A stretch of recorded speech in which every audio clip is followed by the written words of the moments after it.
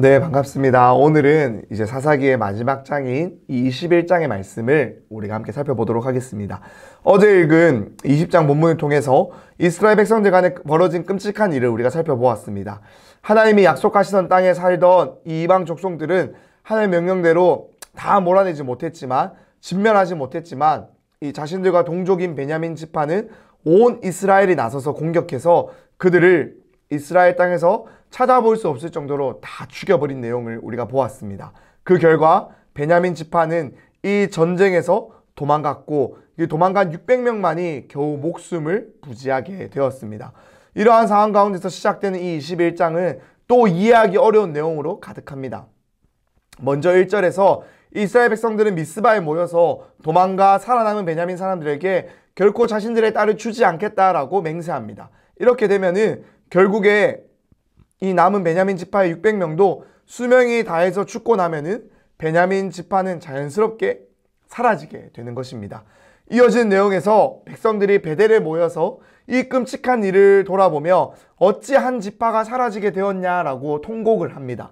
그런데 그렇게 예배를 드리고 자신들의 모습을, 자신들이 저지른 이 악행을 반성하는 것처럼 보이더니 또 5절에서는 이 전쟁에 참여하지 않은 자들을 찾아가서 그들 스스로의 손으로 또 다 죽여버리겠다라고 합니다. 이들의 이러한 모습, 이러한 변덕을 이해할 수가 없습니다.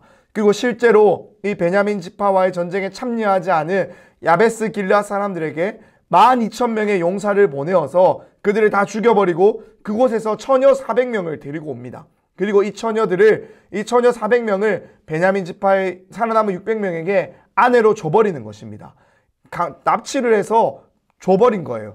이들의 말과 행동에는 일관성이 없으며 판단 근거와 기준을 도저히 발견할 수가 없고 인간성은 상실했고 사람을 물건처럼 취급하는 모습이 계속해서, 끔찍한 모습이 계속해서 나타납니다. 이어지는 이 내용에서는 남은 200명의 아내를 구해주기 위한 방법을 찾는 모습이 계속해서 기록됩니다. 그들이 열심히 머리를 맞대고 생각하는 방법이 무엇이었습니까? 여호와의 축제를 즐기기 위해서 이 실로 땅에 올라오는 여인 중에 200명을 납치해서 데려가라라는 것입니다. 이 여인들은 납치당한 것이기 때문에 베냐민 지파에게 딸을 내어준 것이 아니니까 자기들이 맹세한 이 맹세를 깨뜨린 것도 아니라고 설명을 합니다. 그래서 이 방법을 통해서 200명의 여인이 납치되고 결국에 이 베냐민 지파는 아내를 다 얻게 되어서 베냐민 지파가 이스라엘 백성 내에서 사라지는 일은 일어나지 않게 되었습니다. 그리고 사사기는 이스라엘에 왕이 없으므로 사람이 각기 자기 소견에 옳은 대로 행하였다라는 말로 마무리가 됩니다.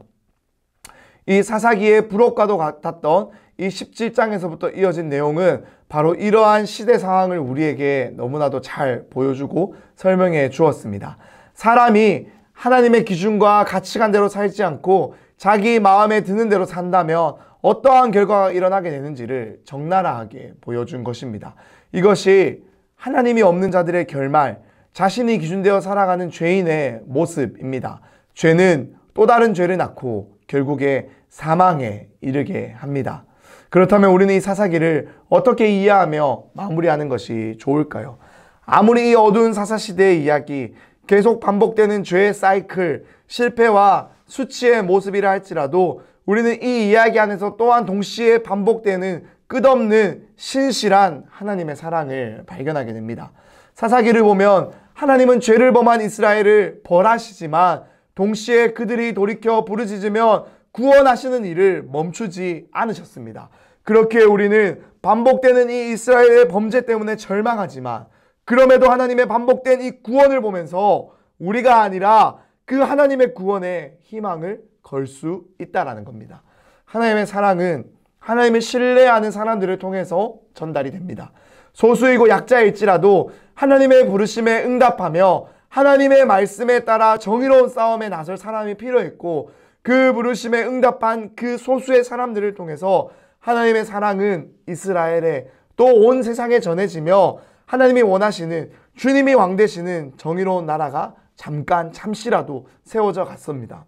소수의 사사만이 잠깐 이것을 실현해내었고 또 실패함이 반복되었지만 하나님의 사랑은 인간의 이러한 실패에도 절대 포기하지 않으시며 계속해서 당신의 구원 역사를 신실하게 펼쳐 나가십니다.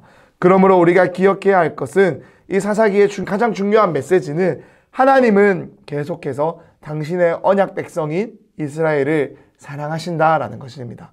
우리 하나님은 사랑입니다.